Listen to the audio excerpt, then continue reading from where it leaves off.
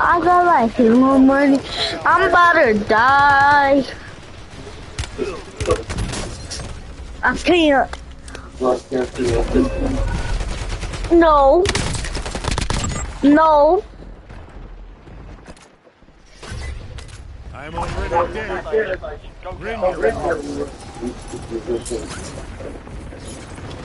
Well, I don't need no hit. That boy's dead. Dead.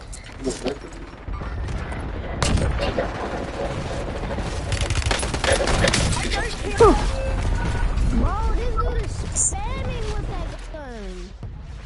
I know. He had a 200 bullet gun. He just spamming with it. What? What? He got a 200. Yes, he has a 200. He has a 200 bullet gun.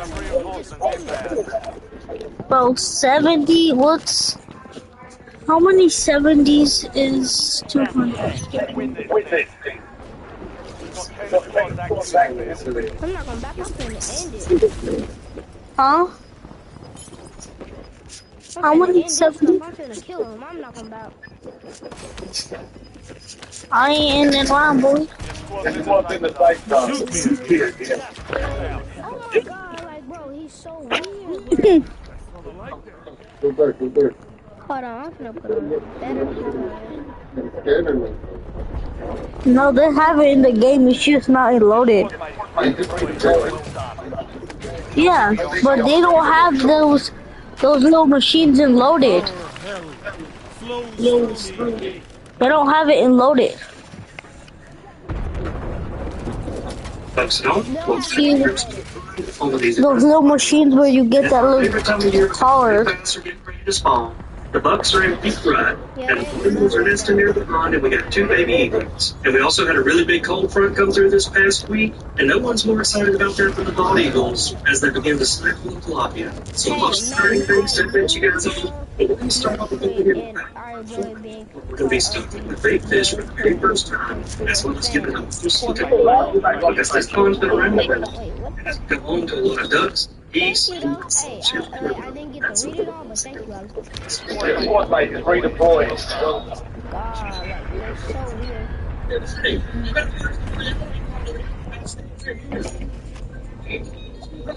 Hey, do you have, hey, the person in my stream, do you have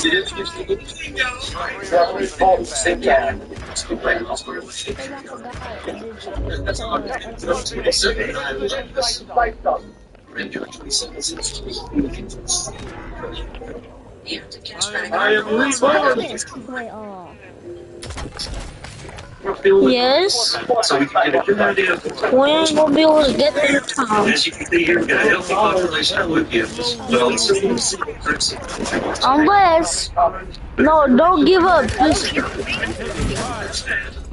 and there's a little bass hiding down in the back. But I learned a ton from this underwater footage. As you can see here, we've got a just wait. which will be perfect for the spawning fish this spring, and also located small bass and bluegill beds that haven't been used. Wait, did you die already?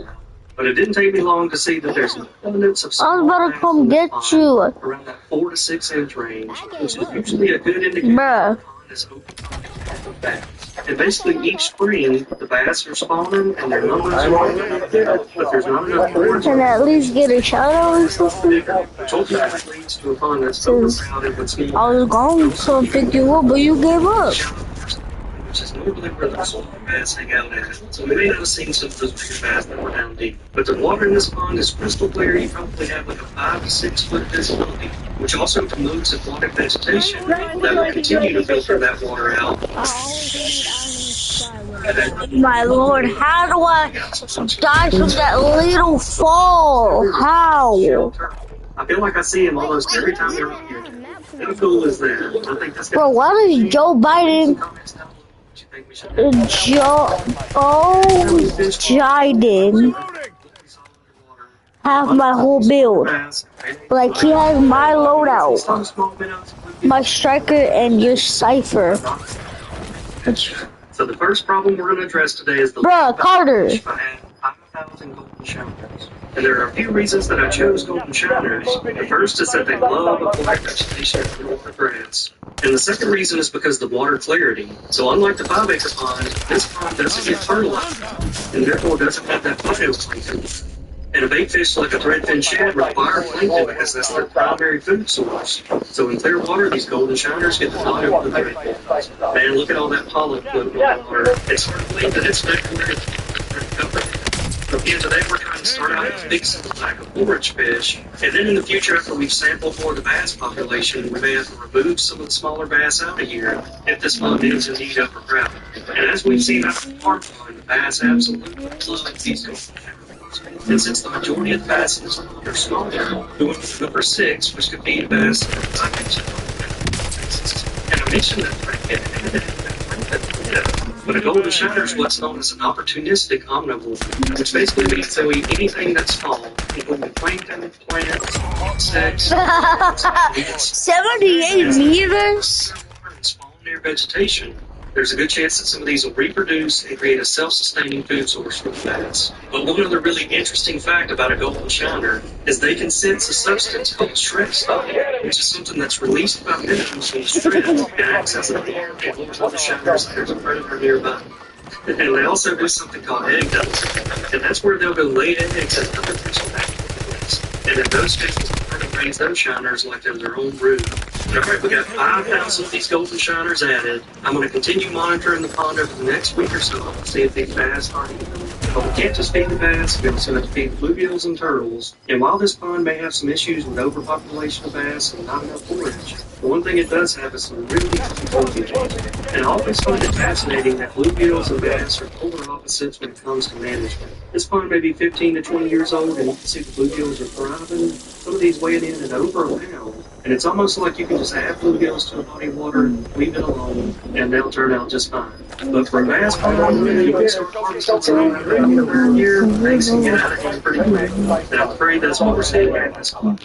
But I also haven't seen any intermediary bluegill like in that 2 to 5 inch range. And my guess is that after the bluegills spawn every spring, those small bass pick off those baby bluegills before they've never grown any size. But throughout this year, I'm going to be working on improving this pond as well as a couple others. And with a 5-acre pond, we've seen what to do when you start from scratch and how to stock a pond and maintain it in the beginning. And now we're going to take on the opposite end of the spectrum by helping to improve some older ponds and correct some of those issues that may have gotten ignored for years. But I also love the abundance of wildlife with a pond that has a little range to it. We've got a family of geese that live here, ducks that migrate in and out throughout the year, and all turtle islands out there where they're out sunrise. But now let's head back over to the 5-acre pond because we've had a lot of interesting things happen this week. And to start out, we had the coldest week of the winter, and we had Carter. And as most of you know, that has a big impact on the tilapia, as they can't survive in water temps less than 50 degrees. And no one is happier to see that cold weather coming. That's the cold that's out here. And there's a big reason for that, and that's because they have a couple extra mouths to feed. As I checked in on their nest earlier this week, and they had 2 baby eaglets. But more on the babies here in a minute. First, I want to talk about the tilapia. So surprisingly enough, the majority of those is survived. Most likely because I kept the full water running. And I'd say we easily have over 300 adult tilapia. And I only saw about 1 to 2 dozen that didn't survive the cold weather. But there's one bald eagle that have been waiting on this moment for weeks now. And it's funny to watch this exchange between him and the crows. As you can see, he had already pulled the tilapia out of the water. And when the crow showed up, he said, "There's no need to fight. You guys can have this one. I will get the next one."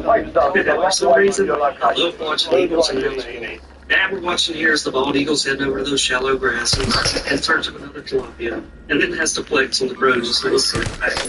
But he finally eyes another one right there in that shallow water. He's down in there to grab it. And it's funny because the eagle's one of the only birds that can get these tilapia out of the water, and so the crows and other birds have to rely on the eagles to get them out. And watch what this crow does on the left. You can see the eagle's eyeing him like, "Hey, I already surrendered one of the tilapia to you guys. Now I got this one out for myself." But then there's one pesky crow that continues flying and buzzing right over his head. And I think the eagle's just more of a nuisance than anything else. But the crow's persistence eventually makes the eagle decide, "All right, I'll surrender a second one, and you can have it." As the eagle drives off, he moves in behind it. But like I mentioned, the eagle wasn't too concerned. There's plenty of meat this whole time, and he can back over there and snack him up. And just when the eagle gets third out of the water, and we don't have audio here, but you can see the crows calling their house. And it's two crows and it's bald eagles in this point. And as they're charging over to him and bullying him out of the way, he's thinking, man, I'm the only one around doing all the work this morning. Poor eagle. But sure enough, the crows plan worked, and they successfully pushed him right off the third. That's hard to believe. So the eagle has no choice but to continue cruising down the bank in search of eagles. But this is where the plot begins. All along they've been working with Daddy Eagle, and he's a little more passive and not looking for any problems, especially early in the morning. But once the mama eagle gets word that the crows are taking food away from her babies, well, let's just say she's not too happy about it. So mama eagle flies in and pushes the crows off, and then the crows begin testing her, just like they did with Daddy Eagle. But she's not going to back down. She's got some mouths to feed. And as you can see, after a while, she even gets fed up and starts charging them, running them, basically reclaiming all the leftover fish that Daddy left behind. And I'm pretty sure what happens here is that some of these tilapia are so big that it's hard for the eagle to climb all the way back to the nest. Sometimes I'll see the eagles eat a portion, and they carry what's left of it back to the nest if it's a little bit lighter. These crows have a personality. You can see here when the eagle goes down to take a sip of pond water, even though the crow has a full tilapia over there to eat, he has to sneak in over there to the eagle's tilapia and eat some of it. And the George Jones, he basically comes through and cleans up every time and eats anything that gets left over. But man, talk about a couple of weeks of weather. First we had a week of extremely cold weather, followed up by a week of extremely warm weather. So as you can see, in early February, our water temp was almost 70 degrees. And then during that 1 week of cold weather, it dropped from the 70s all the way down into the high 40s, which is right on the border for the tilapia. But what saved the majority of them is that the week Carter. 6 degrees of absolute temperature. Carter. Up to 65 degrees. But it Carter. really cold water temperatures. Where? It's some very clear water, almost 5 to 6 foot visibility. Carter. But even though we only get clear water 3 weeks of the year, all of it is just like the other. It gives us a good picture of what we have going on beneath the surface. And I'm not sure what's been spawned, but we have an abundance of brine in spawned right now. There's pretty much any structure you go around to, there's bait fishing inside. You can see here by some of the brush piles we have over there that's spawned using those tree limbs as protection for the bass. But those bluegills have nice little shape and typically pretty easy to identify. But I had over to the Alright guys, we're at extreme. They almost